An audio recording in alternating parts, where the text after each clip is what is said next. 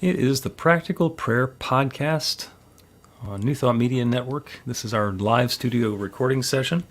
I'm Bill, that's Carol, and we're getting ready to record another episode of the Practical Prayer Podcast.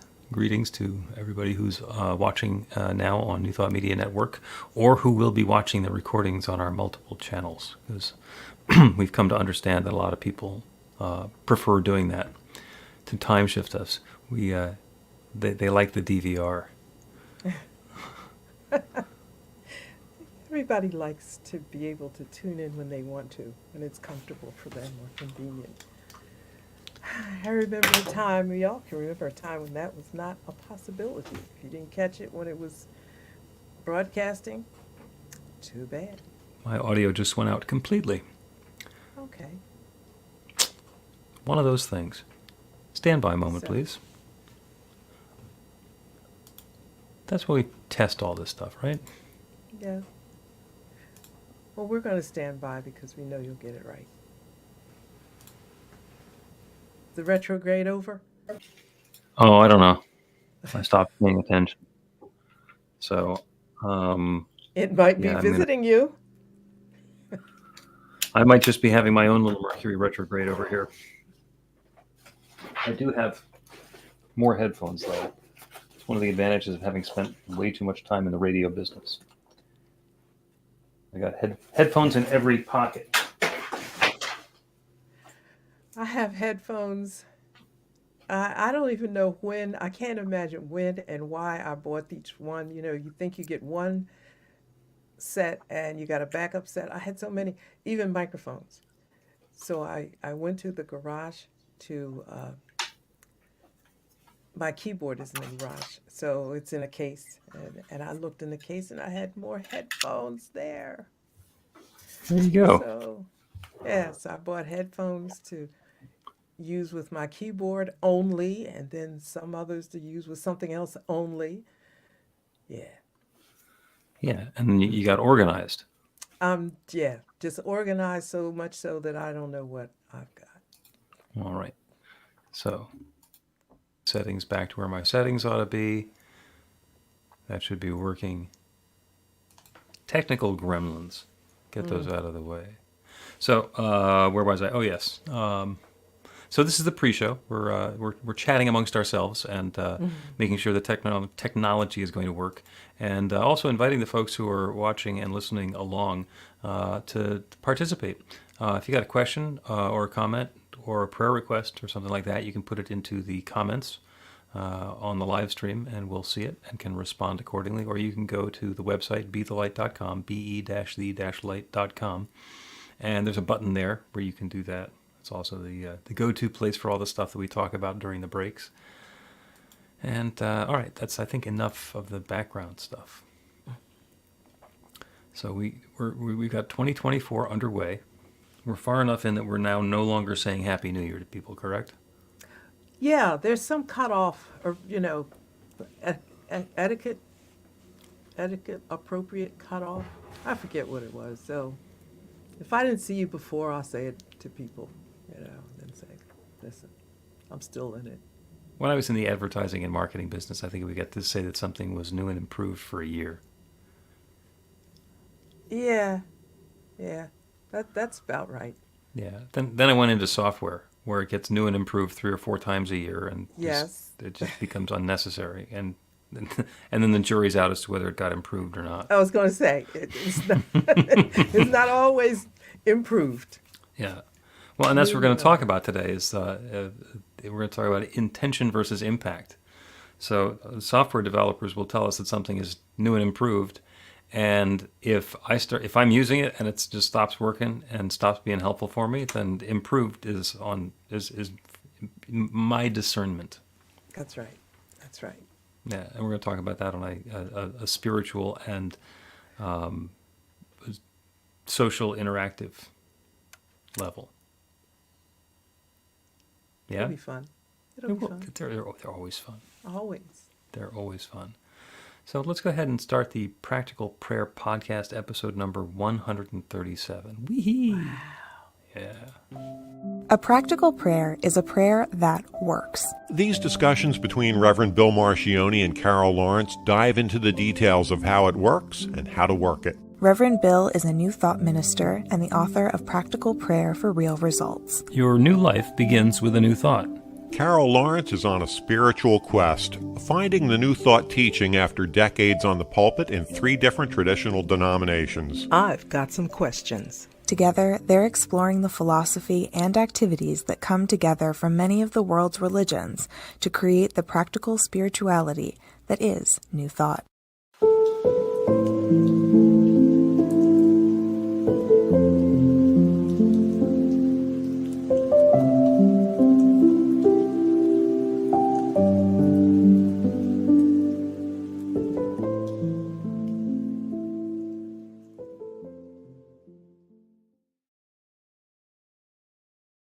Welcome to the Practical Prayer Podcast. I'm Carol, here with Reverend Dr. Bill Marchiony. And this is another opportunity to talk about principle and the creative power that creates everything and how we are using it or abusing it. I just love it, because when I first met you and I didn't have all the language correct, that was the first thing you said to me. I don't know if you remember. It was the first thing, You said, well, I think you understand this, this, and this, but we got to work on the language. You're going to have to. I'm thinking, okay, I'll do that. And I went and got these 2 books, dictionaries of New Thought language. And I'm in there reading the books like, people read a novel or a story because I was determined to get the language right. It still takes a minute, but. Yeah. And in a lot of cases, the words that we use in New Thought are regular old words. They just, we understand them to have different meaning because it's, the things that we're used to saying, like, and even the assumptions, I've done my prayers and God didn't want me to have it yet. And that it's not just language, it's an understanding that's not the way it's working. All of that. Yeah, all that stuff. All that stuff. I had this little teeny book, right? I have a big one, but this little one was in my pocketbook for a long, long time because I didn't draw any conclusions until I looked the word up, which it leads us right to what we're going to talk about in a way. Yeah, I and think. This is queued up from a conversation that I had with my daughter, Victoria. And her way of phrasing it is intention versus impact. Mm-hmm. And it is the understanding that when I have an idea and I say something to you about my idea and it does not land properly on you,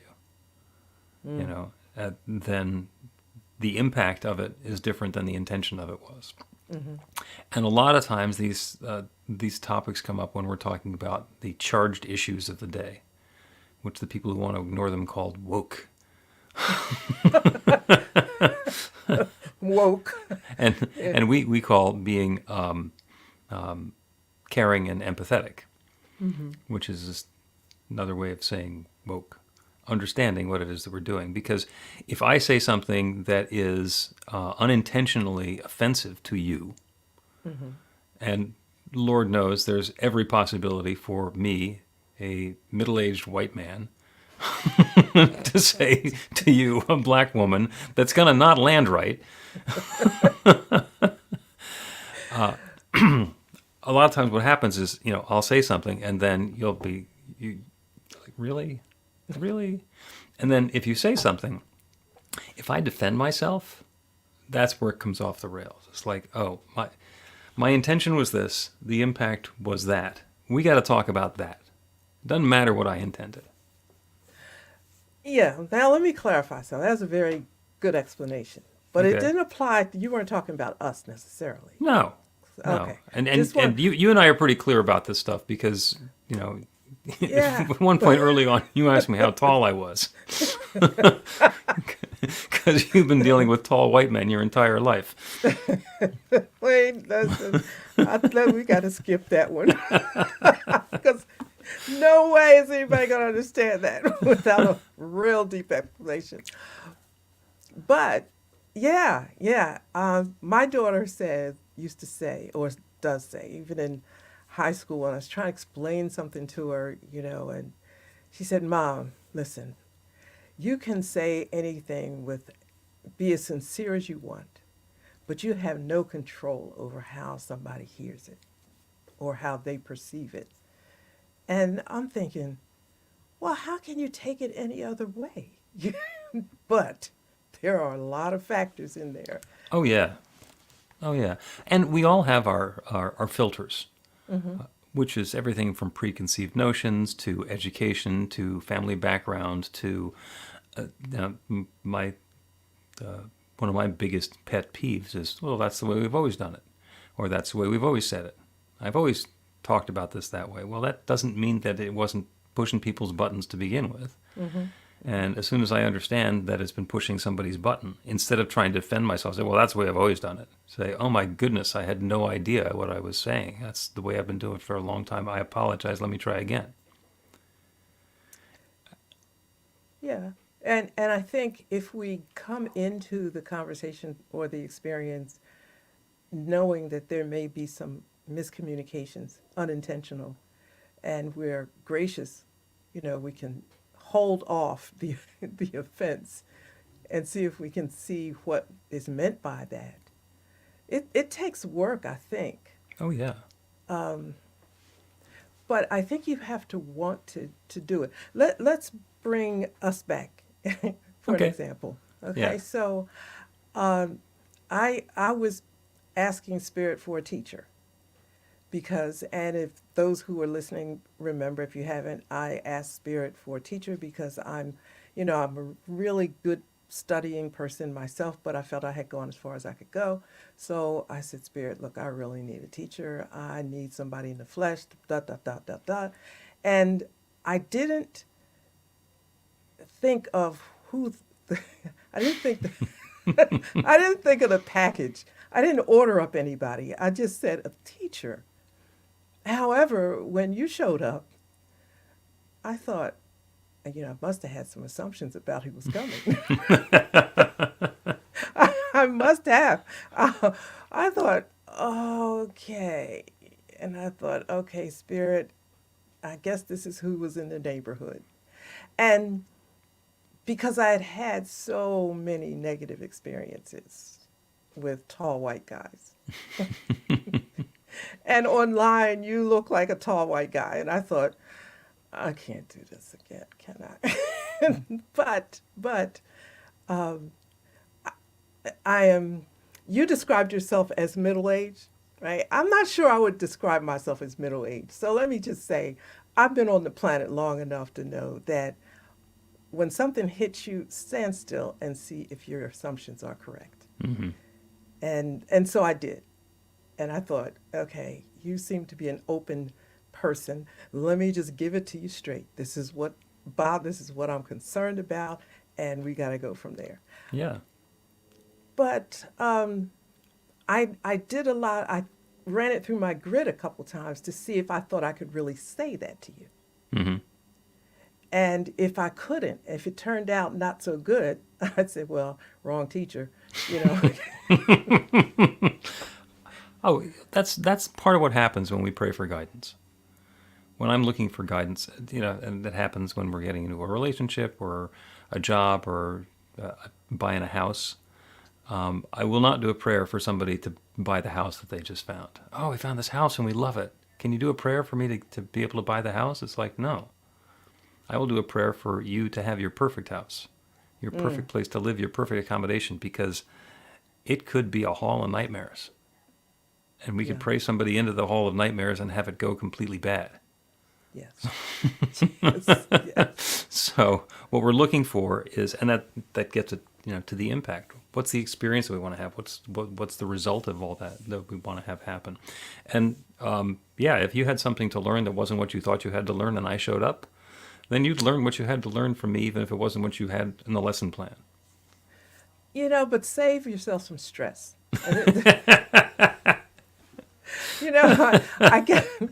Like I said, I'm not sure that I define myself as middle-aged. So I tend to stop and say, wait a minute, what would it be to take the high road here? Hmm. You know, real quick now. I do that really quickly because it just takes time and energy to be offended.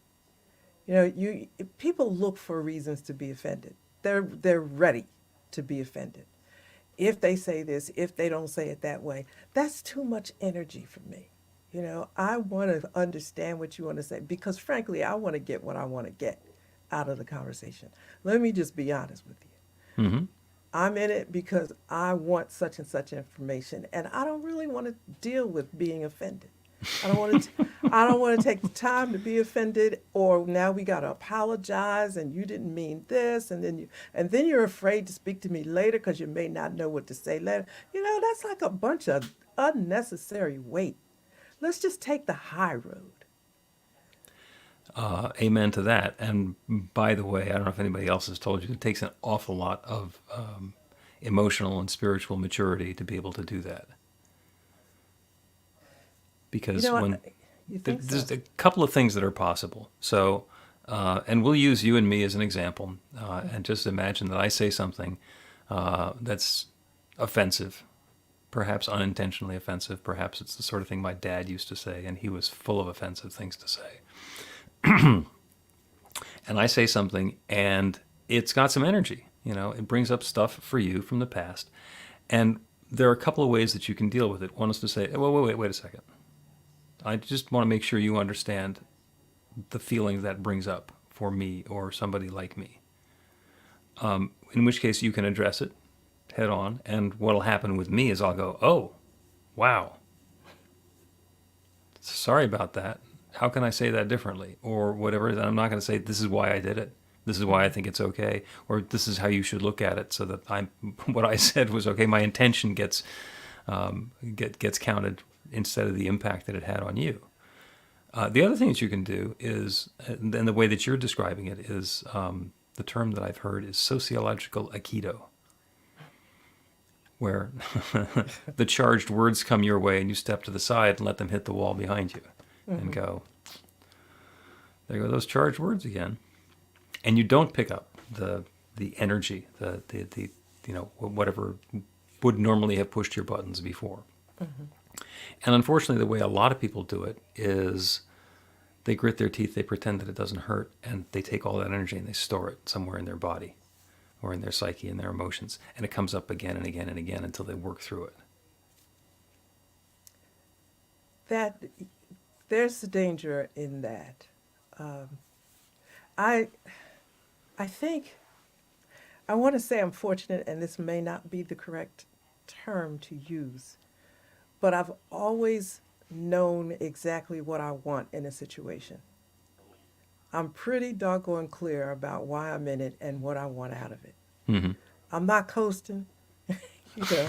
I'm I'm not here to take advantage of whatever comes along, you know. I have a purpose. And if the rock comes and I step aside, not always now, but most of the time, you throw a rock. Is this going, you know, like if I stop this right here, am I still going to get to what I want? I call the end game. Right. Is this going to hinder me getting to the end game? Now, saying that sounds selfish and it's not very empathic, I don't think. Empathetic?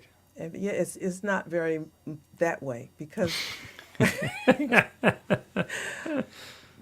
you know, like sometimes I don't care. You know, I like listen. I was in the pulpit 35 years, microphone. People constantly criticize you. You have people that love you and people that don't like the way you do it, Hmm. and they come in all shapes and sizes and colors. At some point, you got to get to a place and say, "This is me. This is how I do it. This is what my purpose is to do it." And if it's not going to fall on everybody's heart, you know, the way I would like it to, I'm going to dinner and I'll see y'all next time. You know, I tell you, but when I said fortunate, it's because a lot of times people have things to say about things I don't care about. So you can't care about everything. You know, you just That's can't. true. Now, what I found is that I can care about the fact that somebody who's talking to me cares about something. It may or may not have anything to do with me. It's like, okay, let me be present for this person who's talking, even though I've I got no I got no dog in that race. Yeah, you're right. You- It doesn't matter how it comes out as far as I'm concerned, but I can still be present to somebody else who's doing that. but I like the part where you said you were present for them. Yeah. Now, I did have to work on that part, because I just zone out, right? You want to do that. Not interested, however it works out for you. I hope you're all right. But, but I do like the idea and being present for someone. That's caring. That's really, my mom used to say, act like you give a damn. Well, okay, so yeah, that's part of relationships, and you act.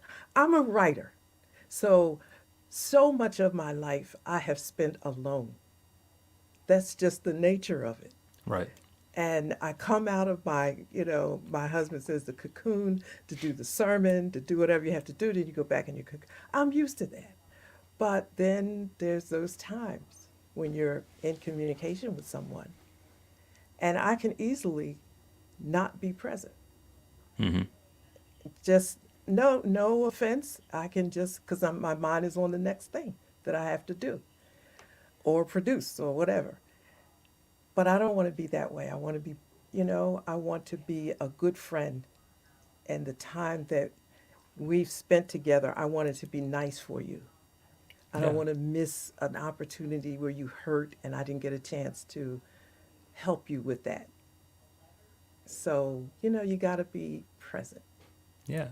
And doubling back to what we're talking about is intention and impact. Hmm. So the intention is for somebody to feel heard and cared about.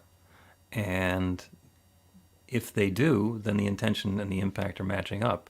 And if we do all of these things, and because and we're thinking about what's coming up next and what we're doing, and what the follow-on event is going to be, and they notice and they realize that we're phoning it in, then that's the impact, even though we wanted it to be something different. Let's take a break and continue with impact, intention, and the cross connect between them. Yeah, yeah.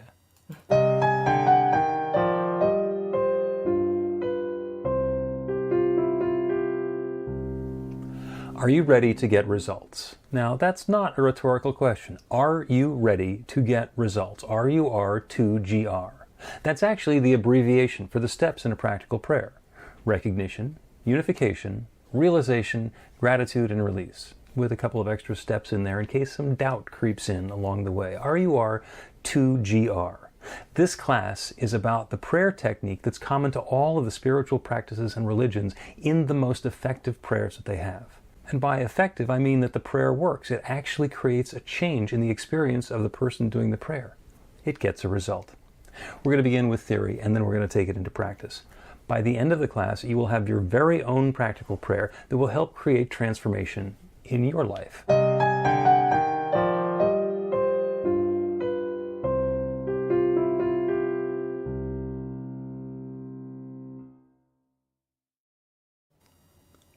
Welcome back to the Practical Prayer Podcast. I'm Carol, here with Reverend Dr. Bill Marchiony, talking about impact, And intention. intention.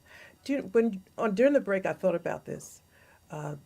We live in a time of political correctness, and there was a Well, time. some of us do. Well, it's the time that we don't. Some people don't respect it. Yeah, okay. So I we would know what imagine. political correctness is. Yeah, but there was a time when there was no such word as political correctness. People said what they said, and it was okay to the other person. Whether it was okay to say anything, all of that business. So we're here now where we're supposed to care and be concerned about the other person and how things fall on their ears. I think it's good. I think it's wonderful. It just means you gotta care. You know what I mean? I think people might understand political correctness, but they don't care. So Right. they don't honor it. But it's about caring. And that seems to be corny, like, but it's not. It's not. You're right. It It's, is not corny. That's, as far as I'm concerned, that's the ball game. yeah, yeah, it is. I wish that everybody knew my father. He was stoic. There are just the really nicest person underneath, but you would never know it. Crazy sense of humor, but you'd never know it. So, I'm his daughter. I'm not gonna lie, I was my father. But in the position of pastor, which didn't fit, had that kind of personality, just didn't fit. Oh God. But then you think, I would look at people this way and say that, God, now listen, this may not be new thought theology, okay? So I'm just That's saying okay. That's it. okay. Okay. I have I'm, my translating dictionary too. okay. God has brought this person to me, entrusted me with their heart, their feelings. I'm responsible for them. I can't hurt them. I have to be careful, like they're China. And I have to be careful with this sensitive, delicate thing that God has given me, trusted me with. And when I don't know where that came from, but my whole everything changed. Hmm. This person is fragile. That's why they came to you. You can't be. Because, it's easy to change professions. That was okay in my corporate life. In corporate America, nobody care. Not necessarily. Oh, But boy, that was 9 careers in corporate America and completely different ones. so, am I right? I mean, Yeah. okay. So I flipped over and I'm a pastor, and I'm like, what? I gotta care? Yeah, you do. And then I started caring, Hmm. or either I found out I could. And so that helps when you your intention to say something, it passes through my grid how you might receive it. Hmm. And sometimes that makes me say it differently or not at all until I can figure it out because I don't want to hurt you. That Yeah. that to me. And that's huge. And, and that the same thing applies for everybody. And it's about intention and impact. I can be in conversation with somebody and understand what it is that they believe, and I can be present for them and supportive, and disagree with them. Like, I understand that you feel that way, and I understand why, and I don't agree at all with the idea that you have of why that's there. So, where this is going to wind up is if the person I'm talking to requires that I agree with them in order to feel okay, they're not going to feel okay. Yeah. Now that's you said something really big there. You said if they require Hmm. that you agree. And I'm thinking like you shouldn't have you should sorry Should, there you go. should but if you're taking the high road and you're trying you agreement is not required. Somebody paid me a really high compliment once and I never forgot it because it came out of nowhere. They said, I like you because you don't have to be right. And I never thought about not needing to be right. I thought to myself, well, I was, frankly don't care. But I thought about that and I thought, if you have to be right, first of all, you're not going to understand what the other person's saying. You're going to be a fairly disagreeable person. And you're not going to grow. You just, I don't have to be right. I've said things to you and you've kicked it back. I can't think of any, it'll come to me later, but more than once you kicked it back. And I just say, all right, let me go research and read and see what he's talking about. And that's it. Nothing personal. Yeah. Heard a great quote a couple of weeks ago. Other people's opinions of you are simply electrical activity in their brain. Oh. Other people's opinions of you are simply electrical activity in their brain. Oh, I'm going to use that. I'm going to have 10 ways to say that. Yeah, and how much easier does that make it to not get all charged up about the electrical activity in somebody else's brain? It's like, okay, they have their opinion, and that doesn't make it true, and it doesn't make it anything that they're saying or thinking or believing true about me. It's true about what's going on in their brain. Amen. You know what? This is a really quick story. When I went to seminary eons ago, I had I had a modeling career, and I'd come from corporate America, so my appearance might tend to be a little different than the average church lady. No offense, but it just, you know. So there was a visiting professor coming, and I was so excited about this professor. You know, she was just all up there, and I'm going to get to be in her class. And she came and she singled me out a couple of times, talking about people that wear red nail polish, which I did at the time, and makeup, and just not all at once. You know, it just peppered throughout some of the classes. Well, now I'm the only one in there. I'm not trying to do anything. I'm just being me, right? And I was so hurt because I loved this person before I ever met them. Read their book and so excited. And they just chopped me up every time. And somebody said to me after a class, they said, "Why do you put up with that? I think that's really, negative, and they don't even try to get to know you." That's just how people are. It's just how they are. And I was so hurt. And I did an assignment that she didn't expect me to do or be able to do, because people that wear makeup and stuff, they're not very smart. So I did it, and this is how she had blocked me out. She was talking about the person that did this paper, and she was just praising it and talking about the points that were made. She didn't associate the name with me. She didn't even know my name. And she said, "I'm so proud of this person in this class." And da-da-da-da-da. And she said, "Where are you, by the way?" And I raised my hand. And there was just like this silence.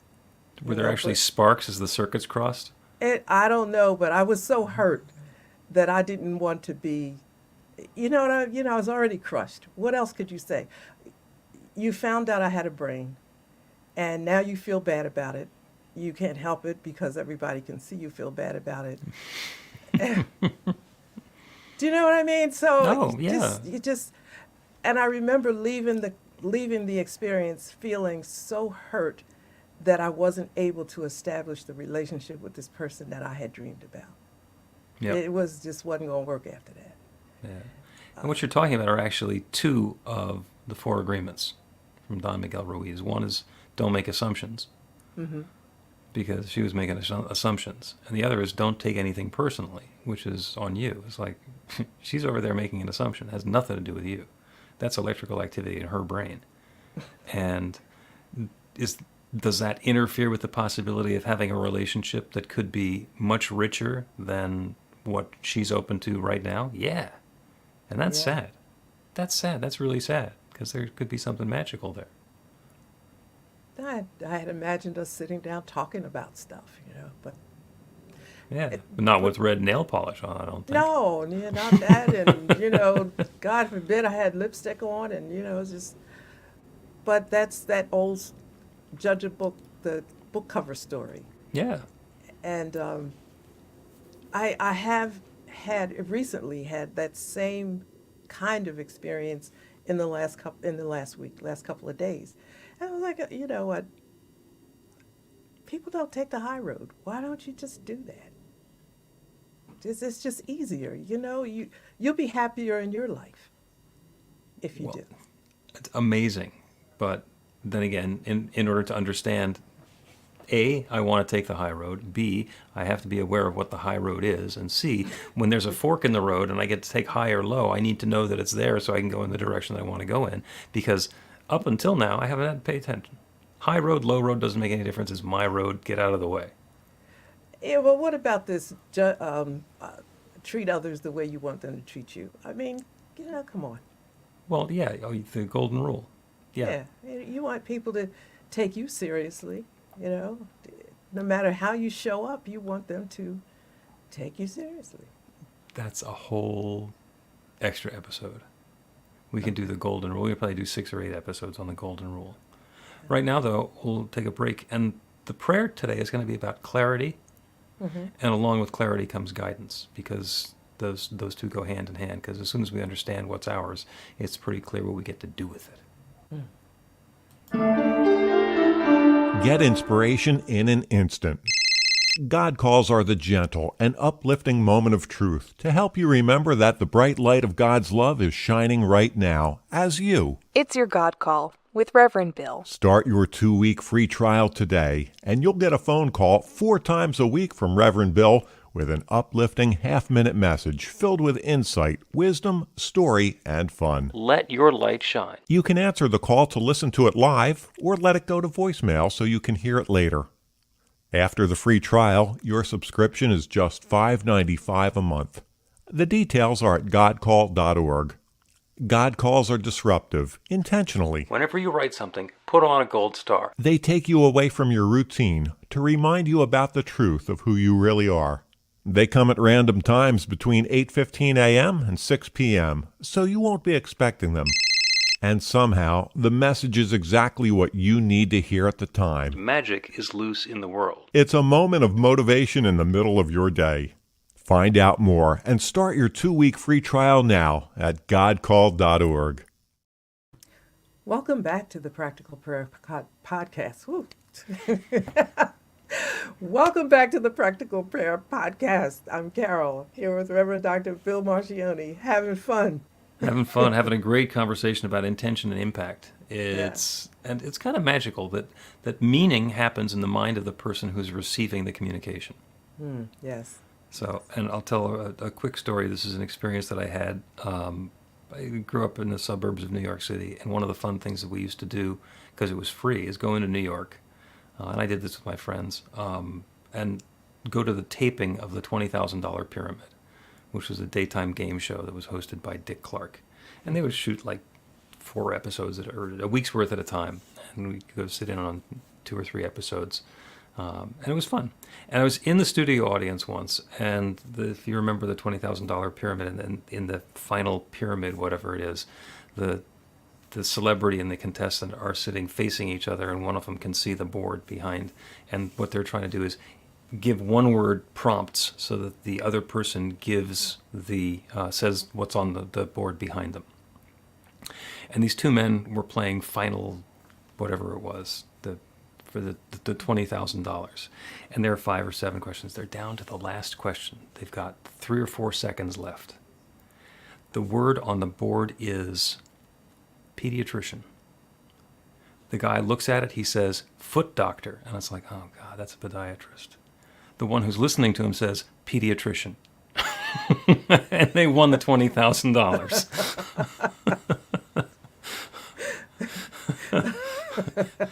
The fact that they both got it wrong and both thought made the same mistake, 2 wrongs made a right in that case. And we don't know. We just don't know.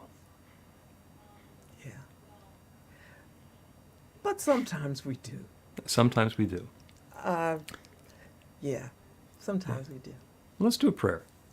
And we've been talking about intention and impact, and how what we are intending and the way it is being received can be different.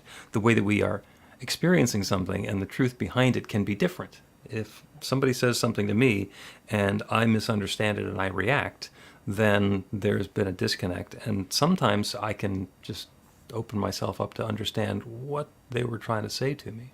So sometimes it's where I'm instigating, and sometimes it's where somebody else is instigating.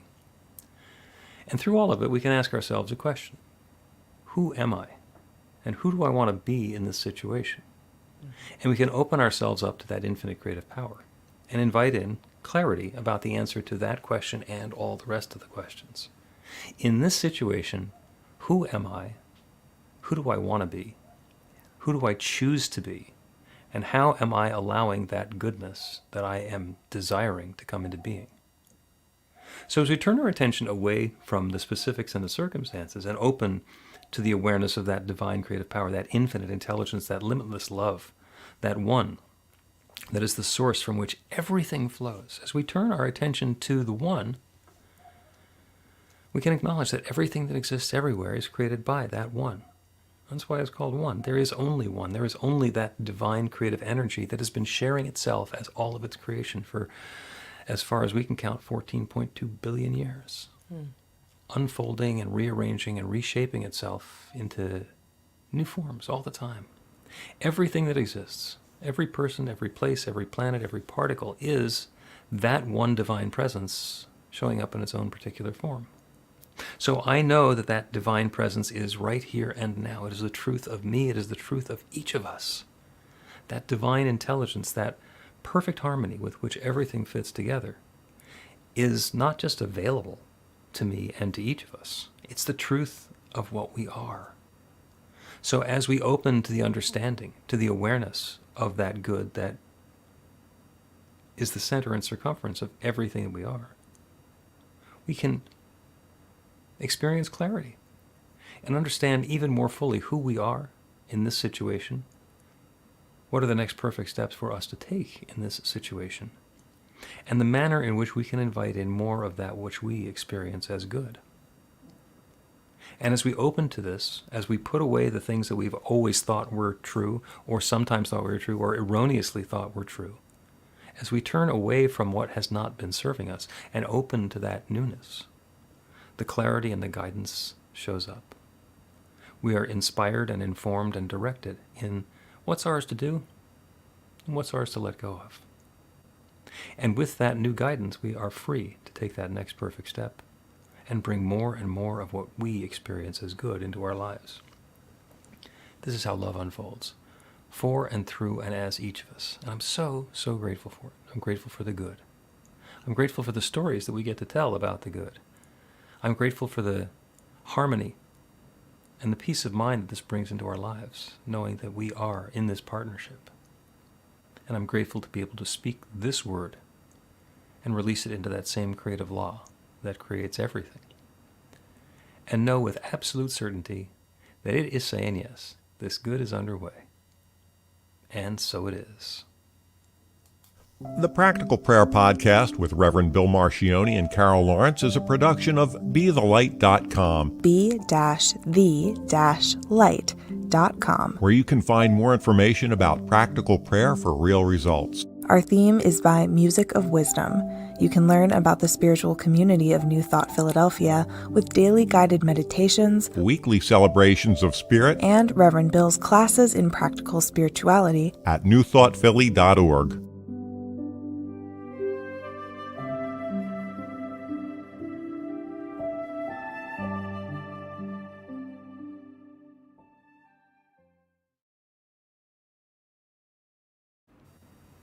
That is the Practical Prayer Podcast for today.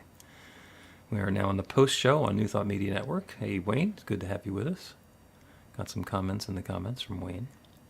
How come I don't see them anymore? I don't see the chat anymore. They're up on the top in the comments. You can find it. It's on your screen someplace. I know And it one of the is. things that we were talking about is what happens when something lands on us wrong, and that whole process that we have of storing it and then reacting to it later. Teaching a class this winter, actually it starts a week from tomorrow, on living untethered from the work by Michael Singer. So there's information about that on newthoughtphilly.org, and it's going to be a hybrid class, so people anywhere can take that. So that's going to be a good class, and I've loved doing some of that work. Took a dive into it and then a deeper dive. It's like, okay, I got to do a class on this. It sounds like fun. It's going to be a lot of fun. We always have fun, but a lot of it is about taking those traumatic experiences that have been stored inside of us that we keep responding and reacting to, and moving them out. So the result of doing that process is wonderful. The process of doing it itself can be a little uncomfortable. Can be, yeah. Interesting. Sometimes you don't know that you are living tethered.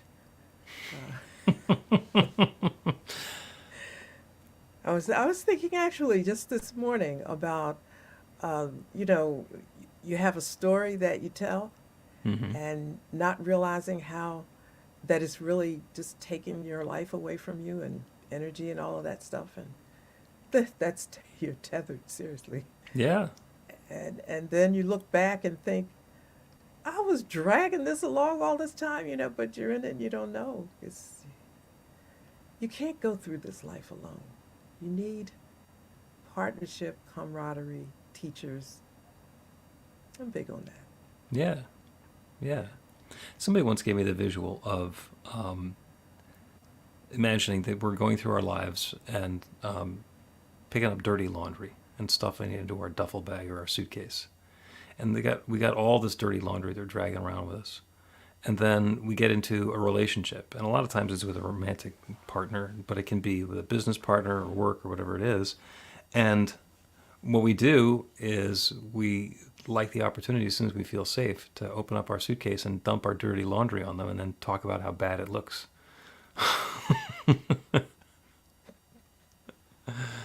And then when we realize that doesn't work, you know what we do with the dirty laundry? We put it back in our own suitcase. Put it back. Yeah. Maybe the next person will listen. Maybe we can just clean our own laundry and leave it behind. Is that even a thought? Do you Um, know? I Does that have even occur to you unless somebody helps you with that? not the first time. The first time you need help getting started with that. After it's happened once or twice or 500 times, then maybe you start thinking, hey, is there some more dirty laundry in here I need to work through? That's going to be an amazing class. It taught me the word samskara. Samskara. Samskara, yeah. Which is ancient Indian philosophy. Explain. It's a term and an idea that shows up in Buddhism and Hinduism, so it predated both of them. And that's the idea that when something happens to us, and instead of dealing with it, we store it because we don't have the bandwidth to process it at the time. It gets stored in us somewhere. And when something comes along and that's similar, it can trigger the samskara, and then we react to the energy that we stored it with rather than just the energy of what's coming on today. Yeah. How long is that class going to be? The rest of my life? No, 8 weeks.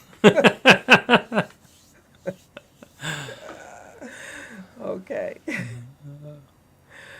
All right. Yeah, Well, I could thank you, as always, for a wonderful Practical Prayer podcast and the post show. Again, note to the folks who are watching either live or on the recording on New Thought Media Network, you can go to be-the-light.com, be-the-light.com, and you can put in a comment or a question or a prayer request or you can give us your opinion. And you can even give us your opinion of us, and we'll see how that goes.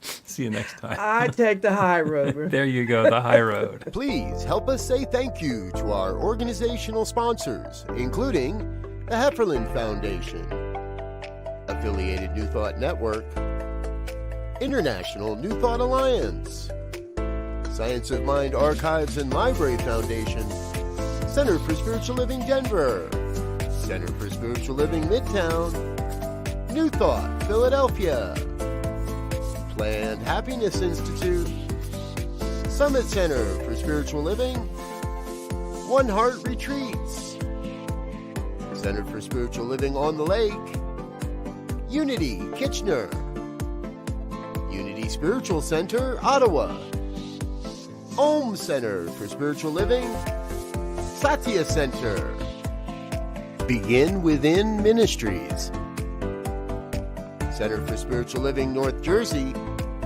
Unity of Savannah, and the Center for Spiritual Living Seattle, as well as all of our individual donors. Thank you for being part of the New Thought Media Network. Please like, share, and subscribe. New Thought Media Network, positively inspiring.